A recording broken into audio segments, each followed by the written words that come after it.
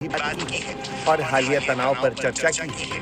वहीं ब्रिटिश सरकार ने भी हमले की खबर की पुष्टि करते हुए कहा कि भारत ने पाकिस्तान और पाकिस्तान के कब्जे वाले कश्मीर में हवाई हमले किए हैं। पश्चिम एशियाई देश कतर से संचालित मीडिया ने भी पहलगाम आतंकी हमले के बाद भारतीय सेना के तीनों अंगों की संयुक्त कार्रवाई ऑपरेशन सिंदूर पर प्रमुखता से खबर प्रकाशित की। कुल मिलाकर बात यह है कि भारत के इस हमले पर विश्व के तमाम देशों ने मुहर लगा दी है। वहीं कई राजनायक और राष्ट्राध्यक्ष भी इस मुद्दे को लेकर प्रतिक्रियाएं दे रहे हैं।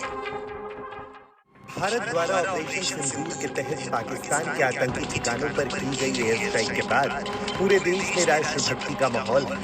ऑपरेशन सिंदूर के तहत भारत द्वारा पाकिस्तान और पाक अधिकृत कश्मीर में की गई एयर स्ट्राइक में 90 आतंकियों की मौत हो गई है। एयर स्ट्राइक के बाद की कुछ तस्वीरें भी सामने आई हैं, जिसमें दिख रहा है कि कैसे भारत की एयर स्ट्राइक में आतंकी ठिकाने तबाह हो गए हैं। अब भारत की इस जवाबी कार्रवाई के बाद दूसरे देशों के राष्ट्राध्यक्षों ने भी अपनी प्रतिक्रिया दी है। व्हाइट हाउस में पत्रकारों से बातचीत में डोनाल्ड ट्रंप ने कहा कि हमने अभी इस बारे में सुना है। मुझे लगता था कि कुछ न कुछ होने वाला है। भारत पाकिस्तान लंबे समय से एक दूसरे से लड़ रहे हैं।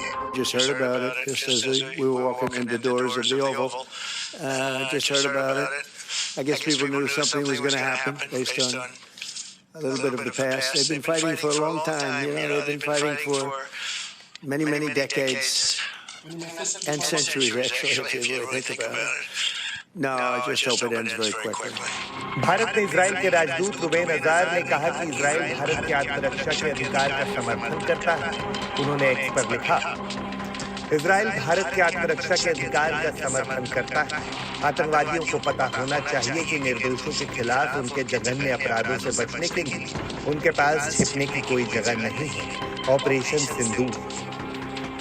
चीनी सरकार के मुखपत्र ग्लोबल टाइम्स ने अपनी खबर में लिखा है, पंजाब प्रांत के रावलपिंडी में चश्मदीदों ने बताया कि उन्होंने हवा में मिसाइलें देखी।